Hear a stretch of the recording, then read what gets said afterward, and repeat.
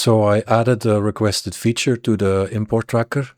So now you can also import Nuke data.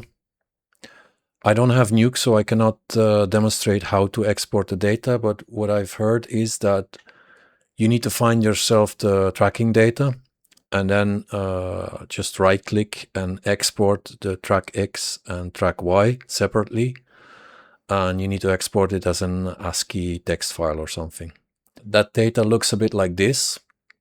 So you have the Nuke export X and the Nuke export Y.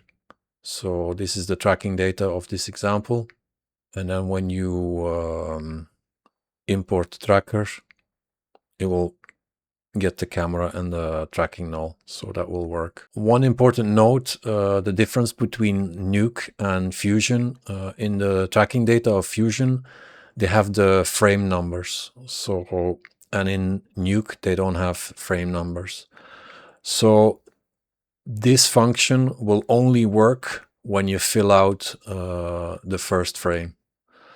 It doesn't have to exist. So if you don't want to export the first frame, you can just enter just a name with underscore and then a number, and I will take that number into account as an offset import. So this is important to know, that if you're using Nuke, you need to fill this out. In Fusion, that is not important because that frame data is embedded in the tracking data. If you don't fill that out, it will just default to frame 1 and then how many frames you have. So that's the only difference. But now it works with Nuke. That's it. Bye-bye.